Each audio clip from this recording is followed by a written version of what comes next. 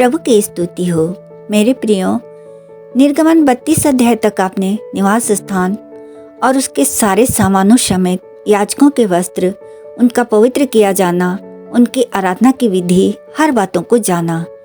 इसके पश्चात यहोवा ने उन्हें सीनै पर्वत से प्रस्थान करके उस देश में जाने की आज्ञा दी जहां दूध और मधु की धारा बहती है, अर्थात कनान देश, जो बहुत ही समृद्ध और उपजाऊ था। और यहोवा ने कहा, तुम हठीले हो, इस कारण मैं तुम्हारे बीच में होकर न चलूंगा। ऐसा न हो कि मैं मार्ग में तुम्हारा अंत कर डालूं।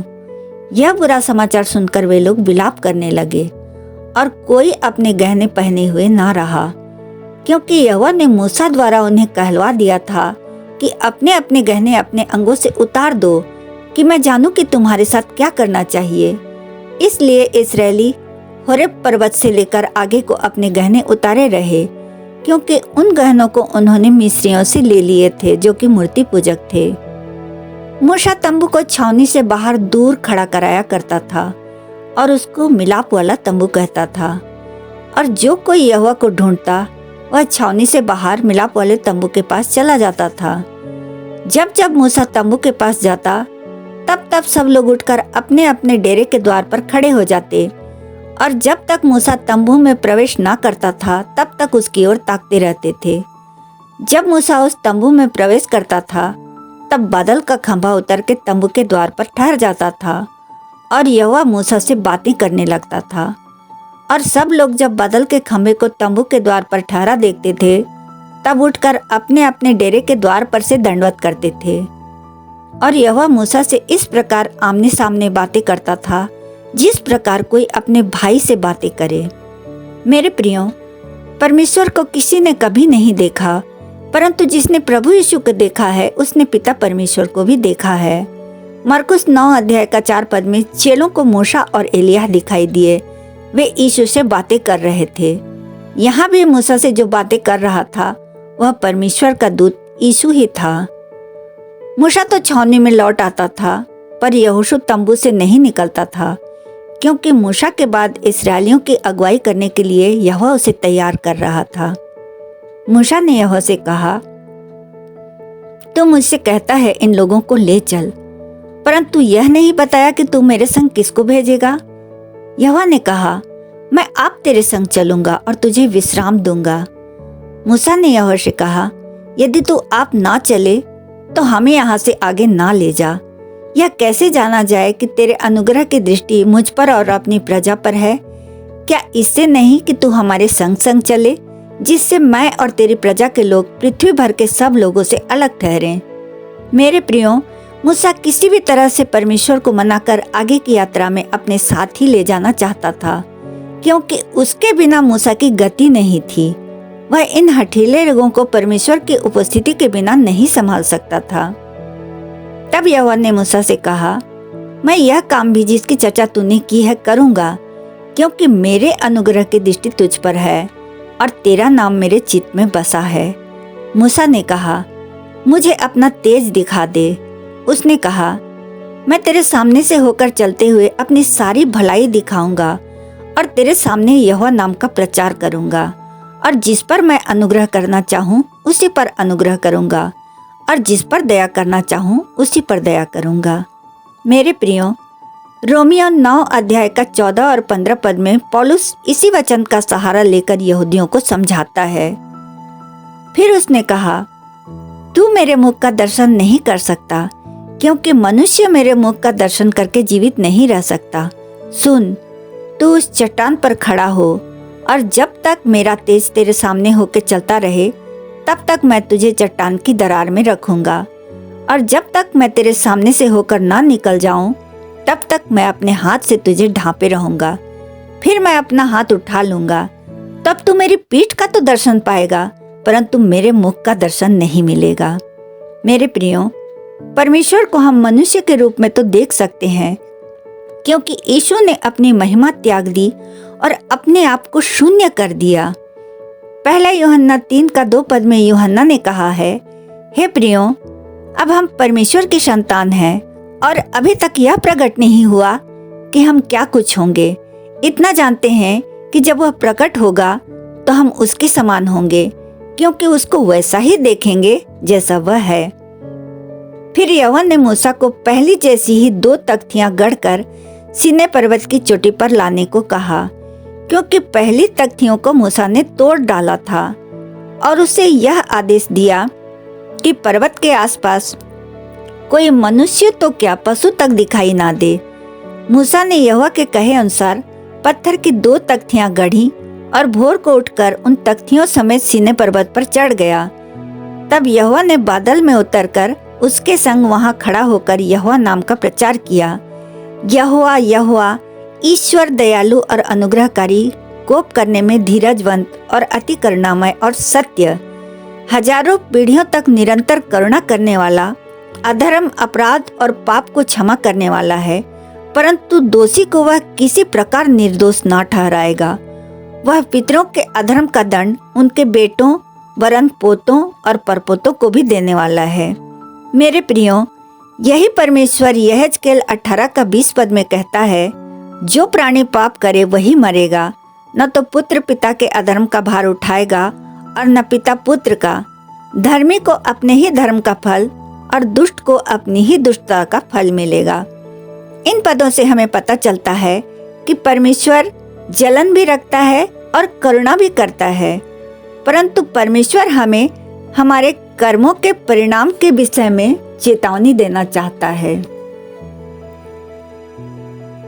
तब मूसा ने तुरंत पृथ्वी की ओर झुककर दंडवत किया और कहा, हे प्रभु, यदि तेरे अनुग्रह की दृष्टि मुझ पर हो तो प्रभु हम लोगों के बीच में होकर चले। ये लोग हठीले तो हैं, तो भी हमारे अधर्म और पाप को क्षमा कर और हमें अपना निज भाग मानकर ग्रहण कर।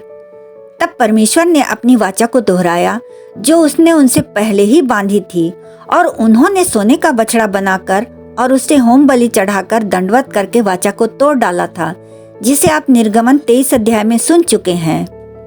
जब यहोवा अपनी वाचा को दोहरा चुका तो मूसा से कहा, इन वचनों को लिख ले, क्योंकि इन्हीं वचनों के अनुसार मैंने तेरे और इस्राएलियों के साथ वाचा बांधी है। मूसा वहां यहोवा के संग 40 दिन और रात रहा, और तब तक उसने न तो रोटी खाई न पानी पिया, क्योंकि परमेश्वर उसे सामर्थ देता था।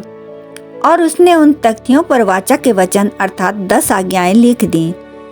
जब मूसा साक्षी की दोनों तख्तियां हाथ में लिए हुए सीनै पर्वत से उतर रहा था, तब यहोवा से बातें करने के कारण उसके चेहरे से किरणें निकल रही थीं, परंतु वह इस बात से अनजान था। परंतु जब हारून और इस्राएलियों ने यह देखा तब वे उसके पास जाने से डरे। तब मूसा ने उन्हें बुलाया और हारून मंडली के सब प्रधानों समेत उसके पास गया, और सब इस्राएली भी पास आए। तब जितनी आज्ञाएं यहोवा ने सीनै पर्वत पर उससे बात करने के समय दी थी, वे सब उसने उन्हें बताई। जब तक मूसा उनसे बात ना कर चुका तब तक अपने मुंह पर ओढ़ना डाले रहा, परंतु जब जब मूसा भीतर यहोवा से बात करने को उसके सामने जाता, तब तब वह उस ओढ़नी को निकलते समय तक उतारे हुए रहता था। फिर बाहर आकर जो जो आज्ञा उसे मिलती उन्हें इस्राएलियों से कह देता था। इस्राएली मूसा के मुख के प्रकाश को सह नहीं पाते थे, इस कारण वह उस ओढ़नी को डाले रहता था। मेरे प्रियो, पौलुस ने इसी वचन का उल्लेख 2 कुरिन्थी 3 अध्याय में किया है। यदि मृत्यु की वह वाचा जिसके अक्षर पत्थरों पर खोदे गए थे यहाँ तक प्रकाशमान हुई कि मूसा के मुंह के तेज के कारण जो घटता भी जाता था, इस्राएली उसके मुंह को देख नहीं सकते थे। यह पहली वाचा का तेज था, जो कि जब तक मूसा यहोवा के पास रहता था तब तक उसके मुंह पर चमकता था, पर धीरे धीरे यह प्रकाश घट जाता था, और इसी कारण मूसा अपने मुंह पर ओढ़नी डाले रहता था, ताकि इस्राएली उस घटने वाले तेज के अंत को ना देखें। यहाँ पौलुस कह रहा है कि जब उस घटने वाली तेज को इस्राएली देख नहीं पाते थे, तो यह नई वाचा जो हमारे प्रभु यीशु के लहू द्वारा बांधी गई है, वह और भी ज्यादा प्रकाशमान क्यों न होगी, क्योंकि यह आत्मा की वाचा है। पहली वाचा तो पत्थर की पटियाओं पर लिखी गई थी, परंतु यह नई वाचा परमेश्वर के आत्मा से हृदय के मांस रूपी पटियाओं पर लिखी है, तो वह और भी ज्यादा प्रकाशमान क्यों न होगी।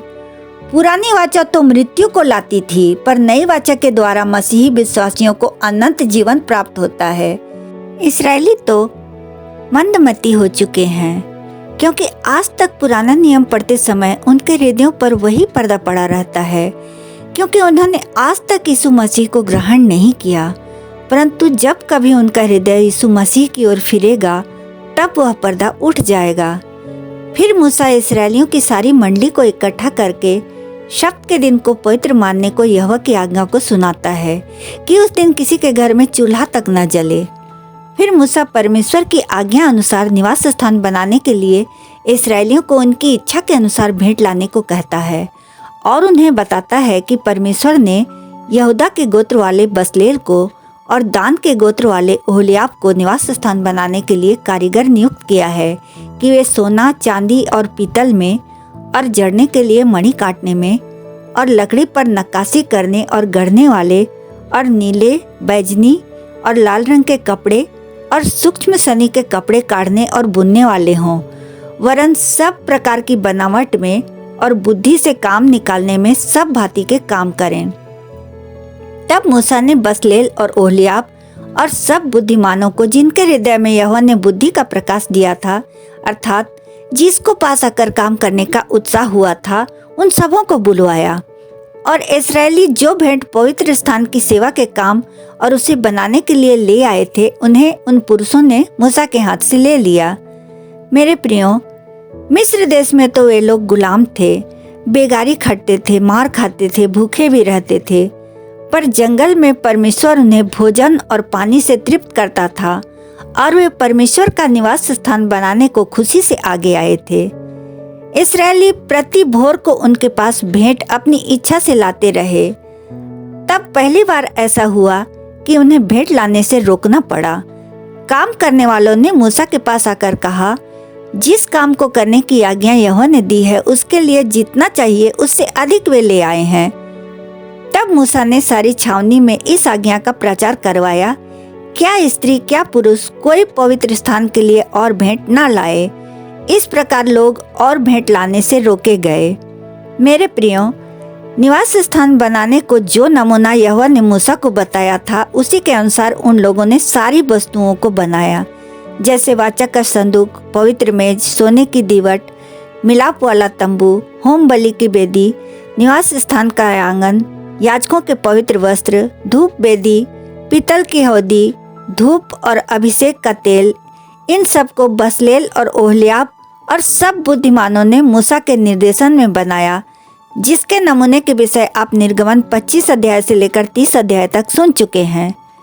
साक्षी पत्र के निवास का सामान जो लेवियों के सेवा कार्य के लिए बना और जिसकी गिनती हारून याजक के पुत्र इतामार के द्वारा मूसा के कहने पर हुई।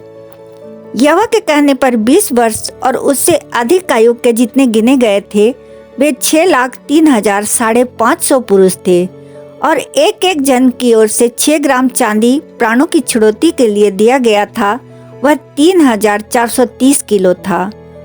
पवित्र स्थान के सारे काम में जो भेंट का सोना लगा वह 1,000 किलो था, पीतल 2,425 किलो था। इन सब से निवास स्थान के सारे सामानों को बनाया गया।